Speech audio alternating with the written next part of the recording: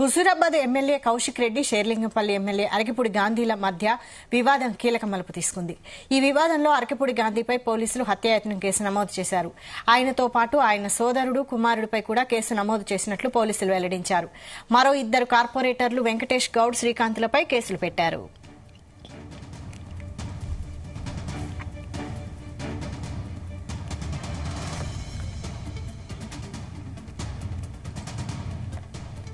అరకిపూడి గాంధీ, కౌశిక్ రెడ్డిల మధ్య 3 రోజులుగా వివాదం కొనసాగుతోంది. అరకిపూడి గాంధీ తన అనుచరులతో కలిసి కౌశిక్ రెడ్డి ఇంటి ముందు ఆందోళనకు దిగగా కొంతమంది కౌశిక్ రెడ్డి ఇంటిపై దాడి చేశారు.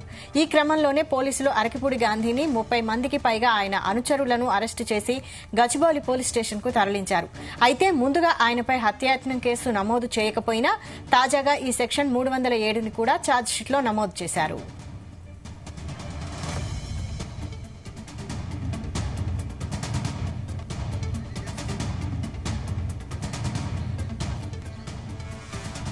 ఇదే అంశంపై full details crime bureau chief Raviteja అందిస్తారు. రవితేజ, కౌశిక్ రెడ్డి ఇంటిపై దాడి ఘటనలో పోలీసులు ఇచ్చినటువంటి ఫిర్యాదు పైన గచ్చిబౌలి పోలీసులు వివిధ సెక్షన్ కింద కేసు నమోదు చేయడం జరిగింది. మొత్తం మొదటి ఎఫ్ఐఆర్ లో 15 మంది నిందితుల పైన కేసు నమోదు చేసి 12 సెక్షన్ల కింద వీరిపైన కేసులు నమోదు చేయగా తాజాగా మళ్లీ ఈ వ్యవహారం పైన పోలీసులు పూర్తి స్థాయిలో విచారణ జరిపి జరిగినటువంటి వాస్తవాలు ఏంటని కూడా వెలికి తీసినప్పుడు ఒక కుట్ర ప్రకారంగానే, ఒక ప్లానింగ్ ప్రకారంగానే వీరందరూ కూడా అరకపూడి గాంధీ అండ్ వారి సభ్యులంతా కూడా కౌశిక్ రెడ్డిని హత్య చేయడానికి ఒక ఆలోచనతోటే ఈ ప్లానింగ్ చేశారు అనే పోలీసుల విచారణ వెలుగులోకి రావడము, మళ్ళీ పోలీసులు తాజాగా 307 అటెంప్ట్ మర్డర్ కింద వీరందరిపైన కేసు నమోదు అవ్వడం జరిగింది. దాంట్లో అరకపూడి గాంధీ షేర్లింగంపల్లి ఎమ్మెల్యే, అతని సోదరుడు, అతని కుమారుడితో పాటు ఇద్దరు కార్పొరేటర్లు వెంకటేష్ గౌడ్, శ్రీకాంత్ వీరందరిపై కూడా హత్యాయత్నం కేసు నమోదు చేస్తామన్నట్టుగా తాజాగా గచ్చిబౌలి పోలీసులు మరో ఎఫ్ఐఆర్ వీరిపైన నమోదు చేసినట్టుగా తెలుస్తుంది. ఆ రోజు ఇంటిపై దాడి చేయడంతో పాటు పడి కౌశిక్ రెడ్డి దొరికి ఉంటే ఖచ్చితంగా అతనిపై దాడి జరిగి అతను హత్యాయత్నం చేసేటువంటి ప్రయత్నాలు చేశారన్నట్టు కూడా పోలీసుల ఇన్వెస్టిగేషన్ వెలుగులోకి వచ్చింది. మొన్న జరిగినటువంటి మొదటి ఎఫ్ఐఆర్ ని మళ్లీ పోలీసులు ఎంక్వైరీ చేయగా అక్కడ ఉన్నటువంటి సీసీటీవీ ఫుటేజ్లన్నీ పరిశీలించగా ఇంట్లో ఉన్నటువంటి ప్రత్యక్ష సాక్షులు, అక్కడ ఉన్నటువంటి కార్యకర్తల యొక్క స్టేట్మెంట్ తీసుకున్న తర్వాత ప్రీ ప్లానింగ్ ప్రకారంగానే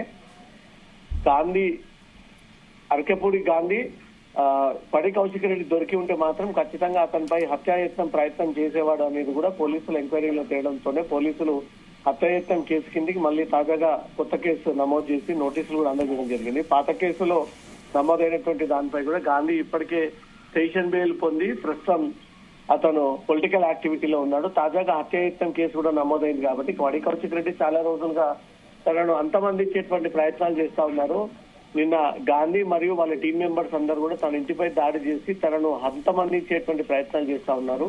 తనను చంపేయాలనే ఒక కుట్రతోటే తన ఇంటిపై ఈ రకమైనటువంటి దాడికి పాల్పడ్డారంటూ కూడా కౌశిక్ రెడ్డి ముందు నుంచి స్టేట్మెంట్ ఇదే ఇస్తా ఉన్నాడు. పోలీసులకు కూడా రిప్రజెంటేషన్ అదే విషయాన్ని తెలియజేశాడు. పోలీసులు కౌశిక్ రెడ్డి ఇచ్చినటువంటి పిటిషన్ ని పరిగణలోకి తీసుకుని ఆ కోణంలో ఏదైనా జరిగిందా అనే దానిపై కూడా విచారణ జరిపినటువంటి వెంటనే పడి కౌశిక్ రెడ్డిని అంతమందించడానికి గాంధీ, అతని కుమారుడు, అతని సోదరుడు, కార్పొరేటర్లు అందరూ కూడా పడి కౌశిక్ రెడ్డిపై దాడి చేసేటువంటి ప్రయత్నం చేశారన్నట్టుగా కూడా గచ్చిబౌలి పోలీసులు తాజాగా గాంధీ మరియు మొత్తం 4 పైన ఈ హత్యాయత్నం కేసు నమోదు చేసినట్టుగా సమాచారం అందుతుంది.